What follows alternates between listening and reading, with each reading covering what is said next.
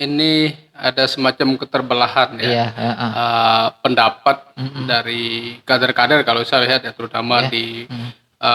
Lombok Timur, Iya, di heeh. mana kemudian kita tahu Pak Abdul Hadi udah Mhm. ditetapkan ya menjadi calon Mhm. untuk Lombok Timur, entah menjadi calon bupati ataupun calon Wakil wakil bupati. bupati. Iya. Nah, yang menarik kalau saya lihat kemarin beberapa respon dari teman-teman PKS yang melihat podcast kita, Iya, heeh. yang menyatakan bahwa PKS Nasdem mendukung Mhm. Rumaksi Jamaluddin. Jamaluddin. Mhm. Ternyata ada beberapa resistensi daripada Iya. tokoh dari PKS. tokoh-tokoh PKS PKS, begitu, iya. yang kemudian kita lihat beredar kemudian foto-foto Mhm. Jamaluddin Abdul Hadi. Adi. Iya. Selamat datang di New Perspective.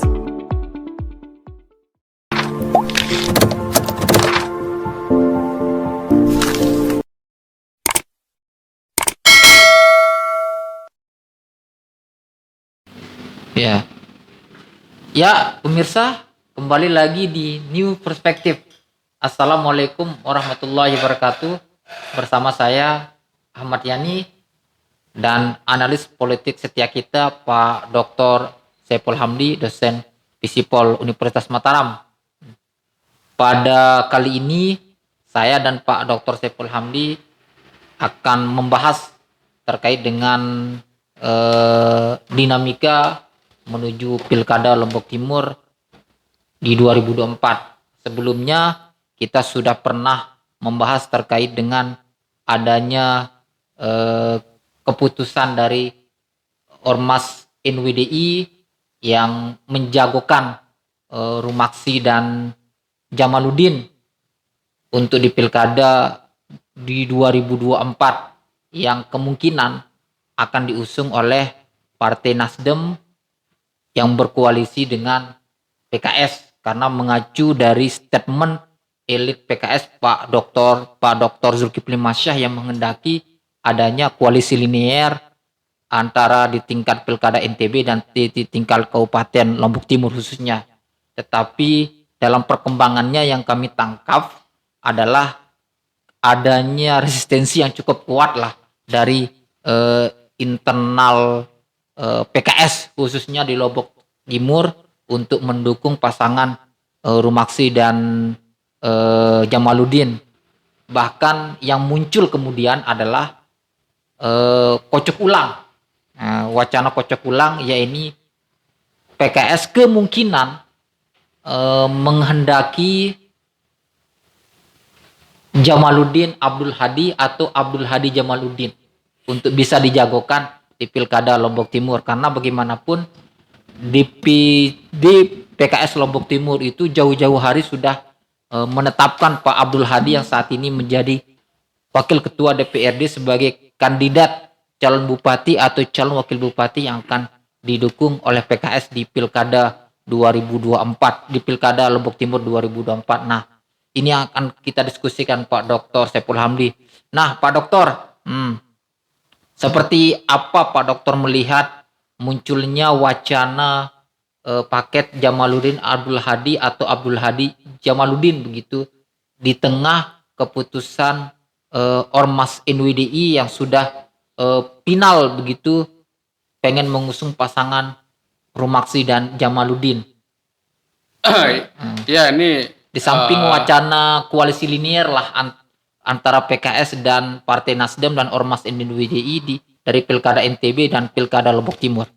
ya, saya kira ini ada semacam keterbelahan ya, Iya, pendapat dari kader-kader kalau saya lihat ya, terutama Iya. di Lombok Timur, Iya, di mana kemudian kita tahu Pak Abdul Hadi udah ditetapkan ya menjadi calon untuk Lombok Timur, entah menjadi calon bupati ataupun calon wakil bupati. Iya. Nah, yang menarik kalau saya lihat kemarin beberapa respon dari teman-teman PKS yang melihat podcast kita, Iya, yang menyatakan bahwa PKS Nasdem mendukung Rumaksi Jamaluddin. Ternyata ada beberapa resistensi daripada Iya. tokoh dari tokoh-tokoh PKS begitu, iya. yang kemudian kita lihat beredar kemudian foto-foto Jamaluddin Abdul Hadi. Iya. Ini saya kira tawaran teman-teman PKS begitu untuk Pilkada Lombok Timur. Saya kira ini sangat logis Mas Yani ya. Artinya bahwa Ya kalau berbicara koalisi kan harus ada semacam ya apple to apple lah. Iya, Ketika iya. misalkan di provinsi PKS menjadi orang nomor 1, ya ada Bang Zul, kemudian Bu Rohmi menjadi nomor 2. Nah kemudian di Lombok Timur, Iya. ya mungkin PKS juga tahu diri lah. Iya. Ya. Masa di provinsi jadi nomor 1, Lombok Timur di kan Lombok tetap Timur menjadi nomor 1 tidak iya. enak begitu Iya, kan. Kalau saya lihat ya, kalau saya Iya. membaca kemudian makna simbolik Iya. ya dari beredarnya foto ya. Jamal dan Abdul Hadi ini. ya Jamal dan Abdul Hadi. Kenapa Iya. kemudian kita kaget juga Pak Abdul Hadi kok ditaruh jadi nomor 2 begitu. Iya, Nah, cuma kita pikir-pikir kalau misalkan PKS di provinsi menjadi nomor 1, ya mereka mengatakan di kabupaten kita jadi nomor 2 gak apa-apa lah Iya, gitu kan. Yang penting PKS tetap berkoalisi dengan NWDI gitu. tetap berkoalisi dengan NWDI ya. Kemudian juga PKS tetap berkontestasi. Artinya Iya, iya. mereka ingin memegang kekuasaan juga begitu Mas Yani. Karena bagaimanapun berbeda ketika misalkan partai ini mendukung ya calon bukan dari kader mereka, ya saya kira sulit untuk mengatur birokrasi-birokrasi yang ada begitu ya. Tentunya harus punya lobby yang tinggi ya. Artinya orang yang bisa dipegang. Tetapi misalkan kalau PKS ini ingin mengatur ya mereka harus ikut begitu. Entah jadi nomor 1 ataupun menjadi nomor 2. Nah, ini kan kalau kita lihat memang wacana Jamaluddin Abdul Hadi ini kan mulai menguat lah di internal PKS, itu yang kita tangkap. Nah, meski sejauh ini kita belum tahu respon dari Ormas NWDI seperti apa, ini yang kita belum baca gitu, karena memang Ormas NWDI kalau kita dengar dari sejumlah petinggi NWDI itu mengatakan sudah final duet Rumaksi dan Jamaluddin ini. Nah, kira-kira kalau memang betul-betul paket Jamaluddin ini Abdullah Hadi cukup kencang disuarakan oleh PKS, seperti apa Abang melihat respon nanti dari Ormas NWDI dengan wacana ini begitu Bang? Apakah mereka akan berpikir ulang terkait dengan paket Rumaksi Jamaluddin ini, atau kekeh dengan keputusan awal ini akan kita dukung tetap Rumaksi Jamaluddin gitu Bang? Ya saya kira ini pilihan yang sulit Mas Iya, Yani ya. Karena bagaimanapun kenapa kemudian Bang Jamaluddin dipasangkan dengan Rumaksi, Iya. tidak menjadi nomor 1 karena beliau Bang Jamaluddin ini kan tokoh baru ya, untuk konteks politik maksud saya. Beliau tokoh baru, belum punya pengalaman di birokrasi ya, walaupun ya seperti yang saya katakan alumni SMA, SMP aja bisa jadi bupati, kan tinggal ngatur aja kan. Tetapi ya itulah artinya tingkat elektabilitas beliau ini yang kemudian mungkin perlu menjadi pertimbangan juga. Perlu diuji lagi lah gitu. Perlu diuji lagi apakah kemudian seandainya beliau menjadi orang nomor 1 ya bersama PKS, kira-kira peluang menangnya seperti apa? Saya kira ini yang akan menjadi pertimbangan matang-matang dari teman-teman NWDI. Apakah kemudian mereka berani gambling ya, artinya di satu sisi ketika berkoalisi dengan PKS ya, secara linear ini saya kira sangat memudahkan mereka begitu Mas Yani untuk memenangkan pilkada di Lombok Timur. Ya persoalan nanti kemudian pertarungan seandainya Bang Rumaksi memilih calon lain ya, artinya berpasangan dengan calon yang lain, ya ini saya kira pertarungannya juga cukup ketat nanti. Artinya bahwa semuanya tidak ada yang gampang Mas Yani untuk meraih itu. Tetapi apa yang Mas Yani tanyakan tadi, bagaimana respon teman-teman NWDI, saya kira ini pilihan yang cukup dilematis. Dilematis ya. Di awal-awal mereka sudah mempromosikan, mendeklarasikan pasangan Rumaksi Jamaluddin ya sebagai tawaran ya untuk Lombok Timur, kemudian di NTB Zulrohmi Jilid 2. Saya kira Bang Zul tidak mempersoalkan itu, tetapi kader-kader PKS yang lain yang kita lihat adanya resistensi yang cukup tinggi lah dari internal untuk di PKS Lombok Timur. Kenapa kemudian tokoh mereka di Lombok Timur tidak dipasangkan begitu? Padahal mereka sudah ada rekomendasi dari pusat, dari DPP. Jauh-jauh hari sudah menetapkan Pak Hadi sebagai kandidat. Jauh-jauh hari sudah menetapkan Pak Hadi. Ini saya kira mungkin perlu juga menjadi pertimbangan. Artinya bahwa tetap saja saya melihat ya, ketika misalkan Bang Jamaluddin representasi dari NWDI dan Nasdem kemudian dipasangkan dengan Bang Hadi, ini juga peluangnya cukup besar Mas untuk memenangkan pilkada Lombok Timur. Kita tahu Bang Abdul Hadi kan udah punya pengalaman, kemudian punya nama di Lombok Timur, dan beliau tokoh yang sangat disegani di PKS. Seandainya kemudian nanti teman-teman NWDI mengubah haluan, ya berubah pikiran, ya memasangkan Jamaluddin dan Abdul Hadi, saya kira ini keuntungannya dua, Mas Yani. Ya. Pertama, misalkan Bang Jamaluddin bisa menjadi penguasa nomor satu, ya bisa mengatur semuanya lah di tangan beliau begitu. Terus kedua, linearitas tadi menjadi taruhannya. Artinya ini yang kemudian berkontribusi positif nanti untuk menaikkan elektabilitas dari calon ini. Seandainya kemudian Jamaluddin Abdul Hadi ini kemudian bisa disandingkan untuk Lombok Timur begitu. Nah, kalau kita bicara usungan ini kan yang berhak mengusung adalah partai politik. Nah, kalau kita bicara misalnya NW berubah pikiran begitu, mengubah opsi dengan paket Jamaluddin Abdul Hadi ini tentu kan akan sulit untuk linearitas gitu, linear.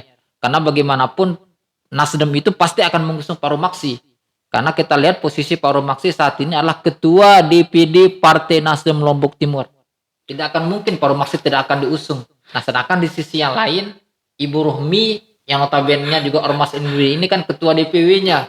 Ya, nah, makanya ini kan akan menjadi sebuah dilema begitu, tidak akan muncul linearitas di tengah. Memang NWDI menghendaki adanya linearitas untuk bisa lebih memenangkan pilkada NTB maupun pilkada Lombok Timur, karena nanti bisa sangat mungkin akan ada 3 kutub yang bertarung begitu. Misalnya kalau seandainya PKS jadi dengan keluar paket dari koalisi, kalau seandainya PKS jadi mengusung misalnya wacana Jamaluddin Abdul Hadi, terus Romaksi dengan siapa lah begitu, dan Hairul Warisin dengan siapa gitu yang diusung oleh Gerindra. Ini kan akan ada pertentangan begitu, Bang. Akan berbeda dukungan dengan koalisi di ada tingkat di provinsi, dan ini kan akan mengulang kembali lagi seperti pengalaman Pilkada 2018 begitu, ketika tidak terjadi linearitas dukungan begitu, Bang.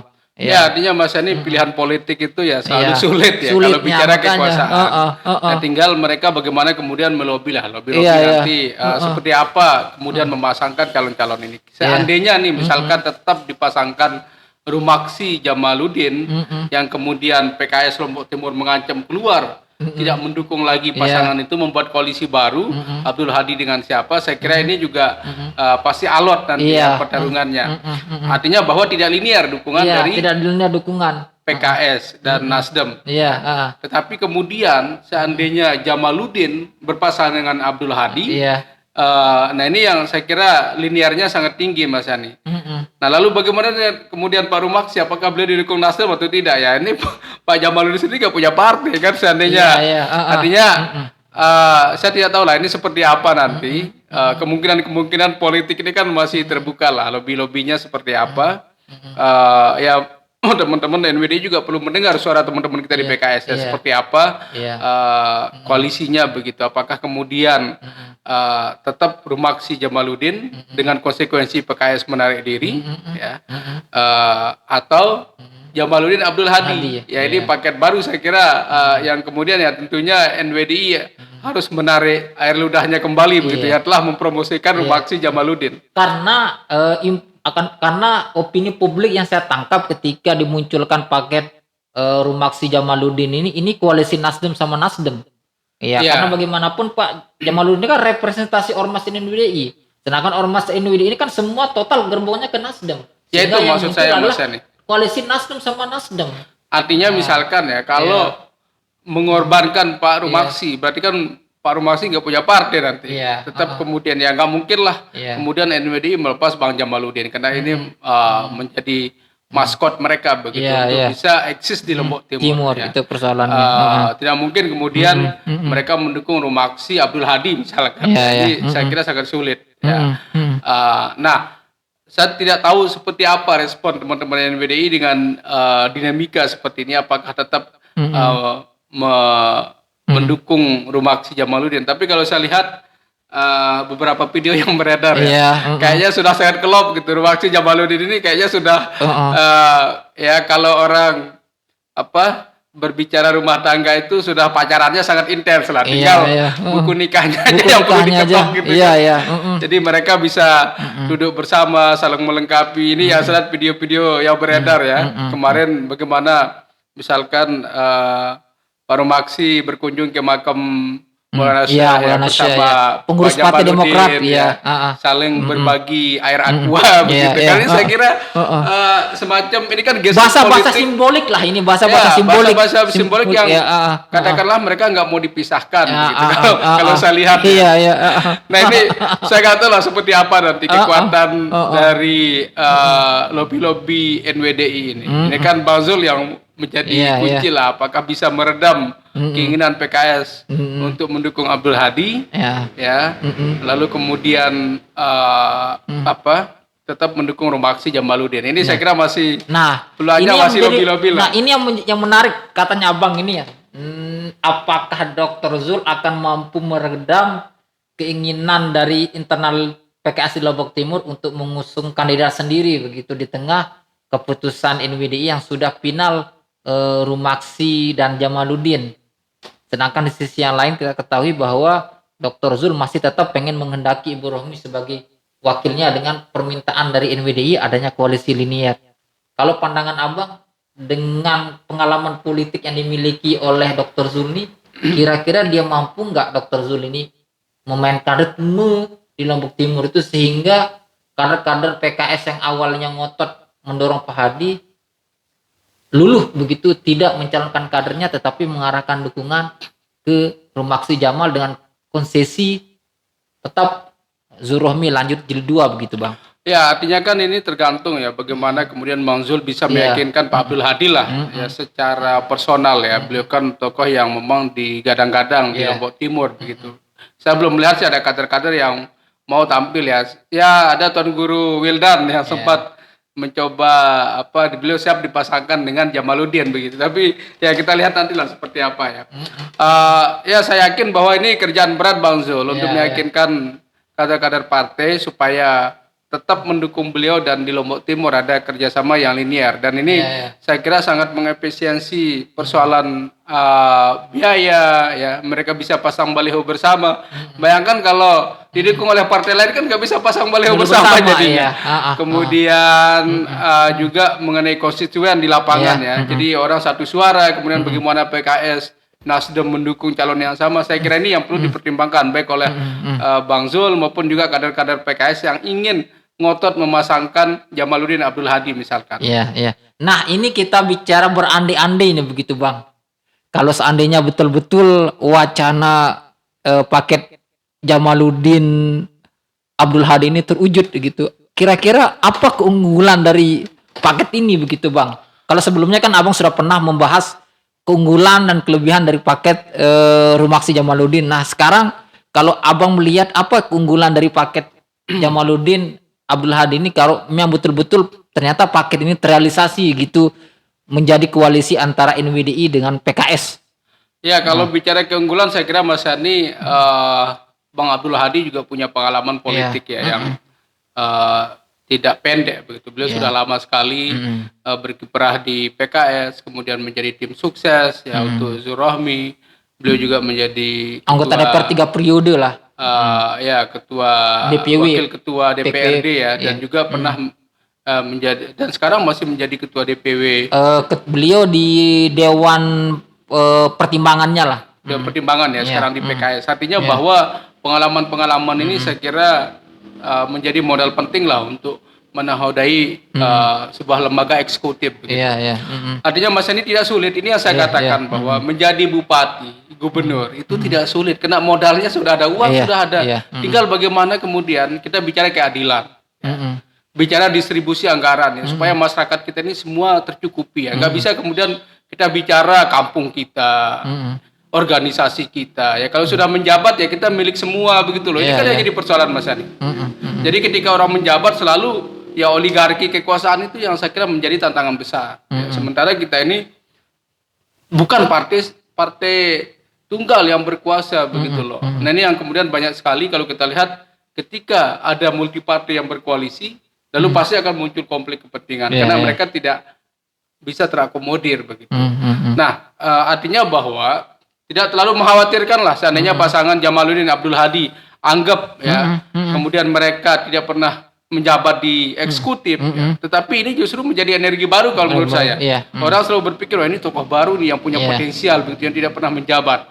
Karena bagaimanapun kalau ada incumbent, ya di satu sisinya Mas Yani, kekurangannya adalah orang melihat track record mereka, kan ini berhasil apa enggak. Kinerjanya sudah dilihat.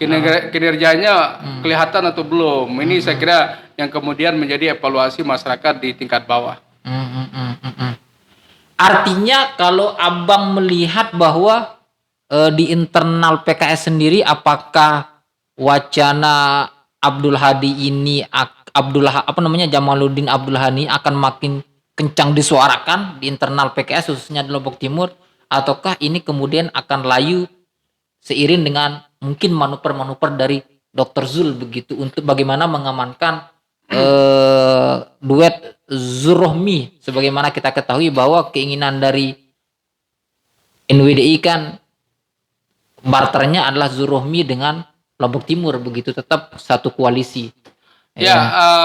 Mas Yani, saya kira ini akan menjadi tantangan ya buat teman-teman di PKS, apakah tetap ngotot mendukung calonnya yang di Lombok Timur atau mendengar suara Bang Zul.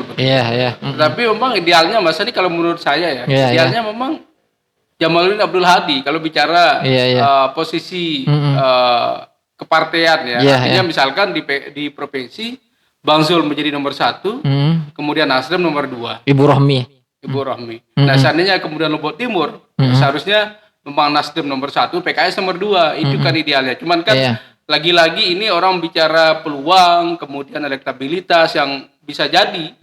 Kenapa kemudian NWDI mengambil incumbent ya, mungkin peluang menangnya lebih besar. Kemudian modal juga ini logistik ini yang penting juga ini logistik ini kan. Integritas boleh lah ya menjadi faktor utama, tapi isi tas ini saya kira tas ini tak boleh kurang, tidak boleh kurang. Kita nafikan begitu. Ini kan politiknya modal besar ya. Minimal kalau di Lombok Timur ya sekitar 35 sampai 40 miliar untuk biaya pilkada yang harus disiapkan oleh seorang kandidat gitu. Ya, artinya bahwa mungkin itu juga menjadi pertimbangan teman-teman NWDI ya. Jadi mereka mungkin tidak perlu ngeluarin biaya banyak, sudah ada ya. Tapi kita nggak tahu lah nanti mungkin Bang Hadi juga punya modal besar kan. Apalagi beliau kan sudah 3 periode di DPR. Apalagi dan posisi beliau 2 periode menjadi wakil ketua DPR provinsi.